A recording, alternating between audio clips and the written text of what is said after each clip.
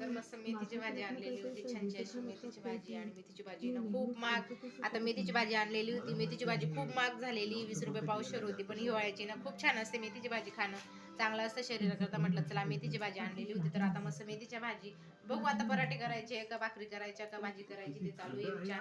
तर आता काय करते बघते आता. तर मस्त मेथीची भाजी निवडून घेते. मेथीची भाजी 2 वेळेस धुवून घेतली. आता आपल्याला मस्त मेथीचे पराठे करून घ्यायचे. तर लसूण निवडून घेतलेले, आता मग फक्त पिठं वगैरे काढते आणि आपले मस्त मेथीचे पराठे करायला घेते. बघला मस्त आपल्या गरम गरम आता मेथीचे पराठे होत आहे आणि मस्त मुलांना लगेच खायचं वर म्हटलं चला गरम गरम आवरा, ज्याला ज्याला खायचं असेल ना त्याने पटापट घ्या. तर त्याच्या पप्पांना थोडा वेळ लागणार आहे, ते मी नंतर बसेन, पण मुलांना लगेच पटापट देऊन देते. कसं सकाळपासून मुलं पण जेवलेले असतात, तर मग आता पटापट कामं आवरून घेतो. नंतर आम्हाला आहे ना कीर्तन ऐकायला जायचं आहे, आमच्या कॉलनीत आज कीर्तन आहे, तर खूप छान असं कीर्तन असतं. तर गेले तर दाखवणारच मी तुम्हाला. तर चला दशम्या करून घेते मी आता पटक्यात.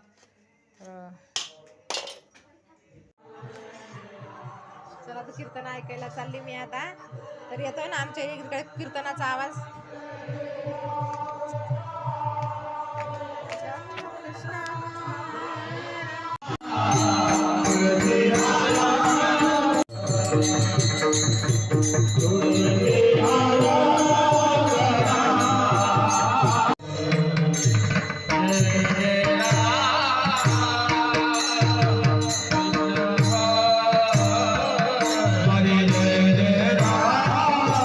तर चला कीर्तनावरून आली मी, म्हटलं चला बराच उशीर झाला, आता 11:30 वाजून गेलेले आहेत.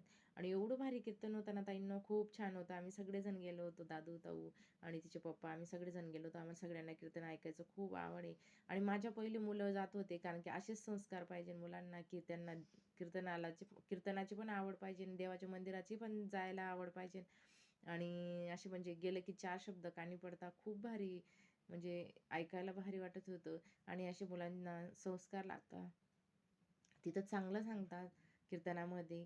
आणि मुलांचं पण कसं जास्त करून मुलांना असं देवाचं कीर्तनाचं वेड लावलं ना तर खूप चांगलं असतं. ताईंनो तसंच करायचं. तर आम्ही ना कीर्तनाला गेलो, भारी वाटत होतं ऐकून.